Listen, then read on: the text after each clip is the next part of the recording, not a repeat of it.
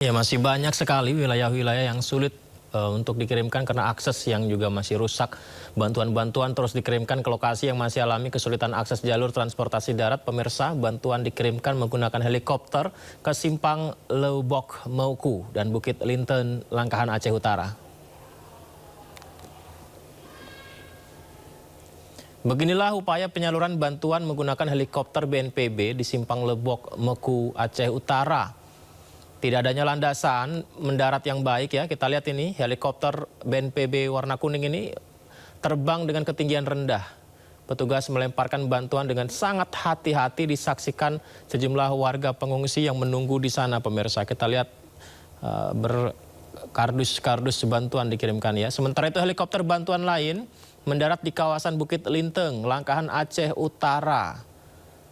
Warga pengungsi yang sudah menunggu dan menyambut kehadiran helikopter meskipun tiupan angin kencang akibat pendaratan helikopter, tapi warga tetap bertahan di sana untuk menyambut bantuan yang saya rasa mereka sudah sangat-sangat membutuhkan sekali sehingga antusiasmenya sangat tinggi untuk mendapatkan bantuan yang dikirimkan.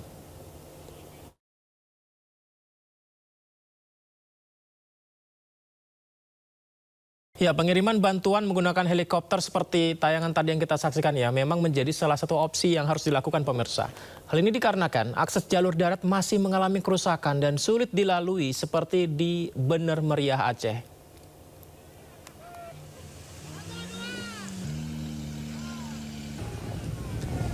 Seperti inilah kondisi akses darat di kawasan Bener Meriah Aceh, pemirsa.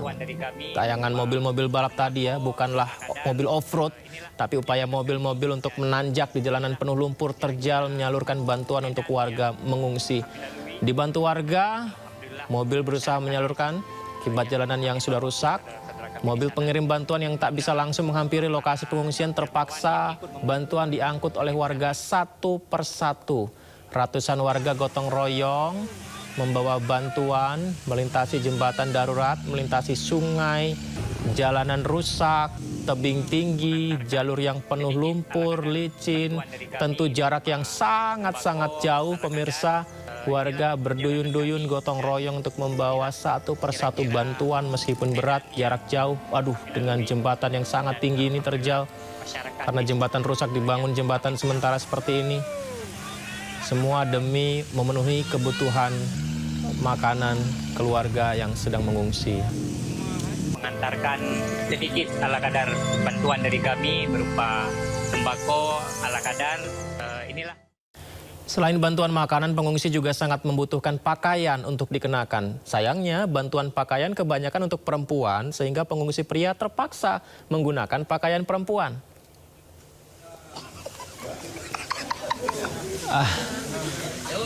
Iya, ini adalah pengungsi di Aceh yang memeriksa bantuan pakaian tapi mendapati ternyata isinya semua pakaian wanita. Dua pria ini terpaksa menggunakan pakaian apapun yang dikirimkan meski di tengah situasi sulit dan duka. Kondisi ini membuat pengungsi tertawa bersama ya.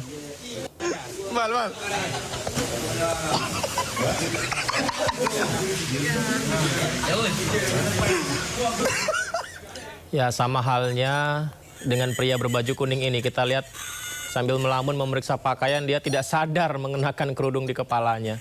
Begitu ditegur oleh seorang ibu yang merekam, ia langsung kaget dan membuka kerudung di kepalanya.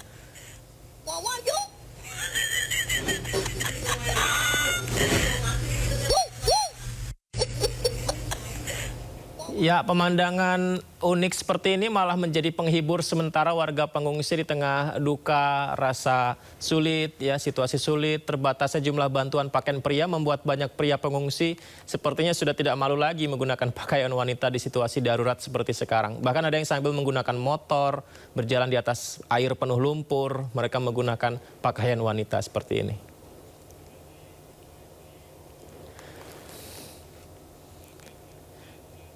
Sepertinya kita harus mulai membantu mengirimkan donasi bantuan pakaian pria nih pemirsa. Ini video ini sama juga seperti sebelumnya yang dibagikan di media sosial. Dua pria mengenakan pakaian wanita karena terbatasnya bantuan untuk pakaian pria.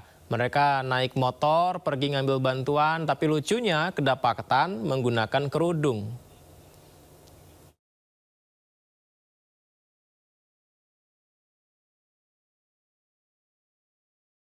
Ya, sabar ya saudara-saudara kita di Aceh, Sumut, dan Sumbar yang mengungsi. Semoga pakaian pria segera bisa didatangkan dan cukup untuk warga di sana ya.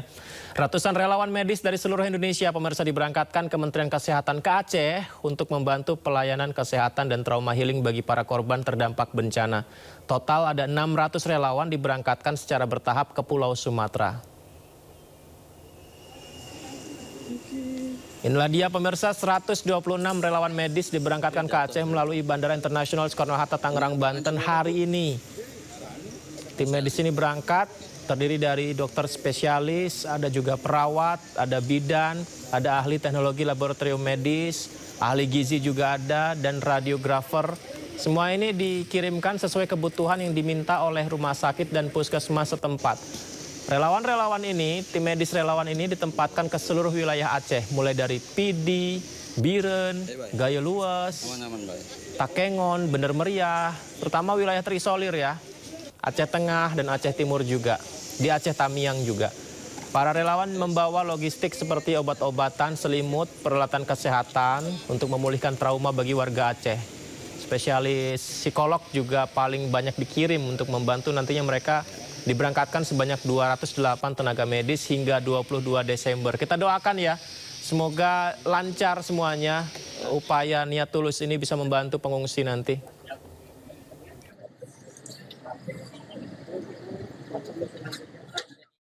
Ya, ratusan relawan tenaga medis dari sejumlah daerah terbang ke Aceh membantu warga terdampak bencana. Diberangkatkan Menteri Kesehatan untuk menangani kesehatan warga. Kita harapkan bisa memulihkan kesehatan warga dan juga pemulihan trauma juga dilakukan.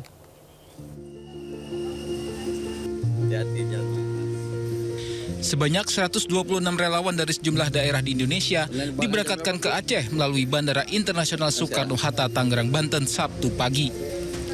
Mereka terdiri atas dokter spesialis, perawat, bidan, ahli teknologi laboratorium medis, ahli gizi, dan radiografer. Para relawan ini akan ditempatkan di seluruh wilayah yang terdampak bencana banjir dan tanah longsor. Adapun pengiriman tenaga medis ini dilakukan bertahap dengan total 600 relawan yang akan diterjunkan ke lokasi bencana. Kemudian yang kedua, hari ini kemarin kita udah berangkatkan itu sekitar 70 orang yang sudah berada di Aceh dan Medan posisinya, jadi lebih efisien. Jadi Aceh Medan kita kumpulkan jadi satu, lebih kurang 70 kemarin, itu ke arah Pidi Jaya dan Biren. Ya. Hari ini kita berangkatkan sekitar 126,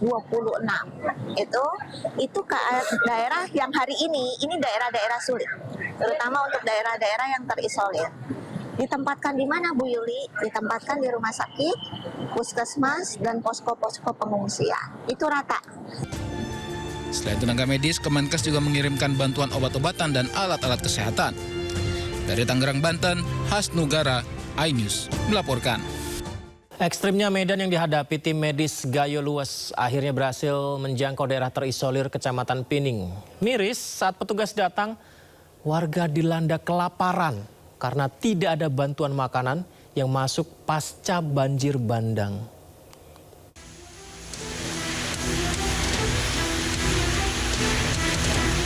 Tim kesehatan didampingi TNI berhasil menembus daerah terisolir yaitu Kecamatan Pining, Kabupaten Gayo Lues. Perjalanan ini mereka tempuh selama 9 jam.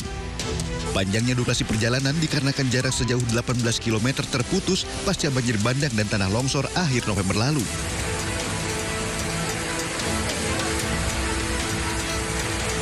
Setibanya di lokasi, tenda pengungsian berdiri seadanya dan terpal lusuh menjadi atap perlindungan warga dari hujan dan dinginnya pegunungan.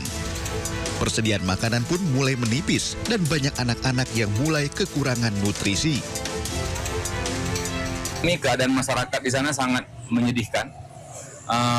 Mungkin sudah mulai ada anak-anak yang mulai kekurangan gizi karena dampak dari penjatahan logistik, penjatahan makanan, penjatahan beras yang tidak semua bisa mendapatkan seperti kita di daerah-daerah yang tidak terisolir.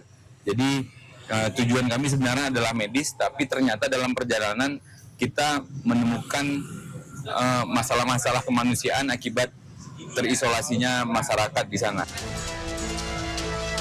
Hingga kini Kecamatan Pinang masih membutuhkan perhatian serius.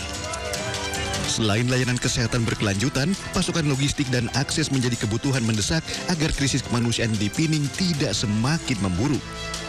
Dari Kabupaten Gayo Lues, Aceh, Dosaino Ariga, iNews melaporkan. Pemirsa, hingga saat ini masih ada lokasi yang sulit dilalui kendaraan untuk menyalurkan bantuan. Hadapi medan berlumpur, helikopter Karakal TNI Angkatan Udara distribusikan bantuan ke Aceh Tamiang.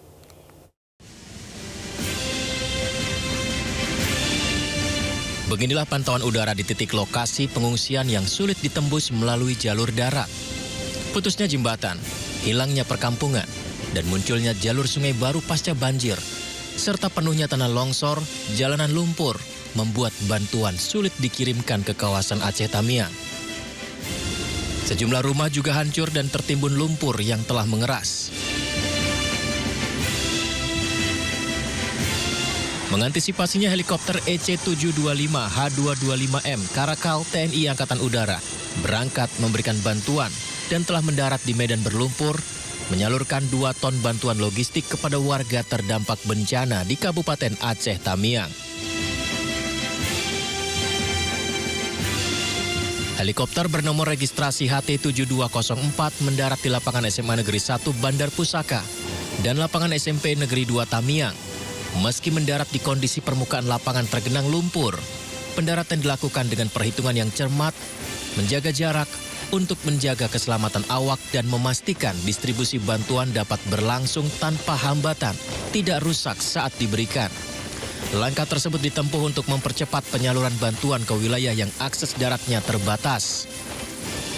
Sementara itu, helikopter Karakal lainnya dengan nomor registrasi HT7202 mendarat di aliran sungai di Desa Segeni, Kabupaten Aceh Tengah untuk menyalurkan bantuan seberat 1 ton. Distribusi juga dilakukan ke lapangan Musara Alun dan Desa Kekuyang, Kabupaten Aceh Tengah dengan masing-masing 1 ton logistik. Kadis Pen AU Marsma TNI Inyoman Suatnyana STMM mengatakan TNI Angkatan Udara terus berupaya mempercepat penyaluran bantuan kemanusiaan untuk memenuhi kebutuhan mendasar masyarakat terdampak bencana.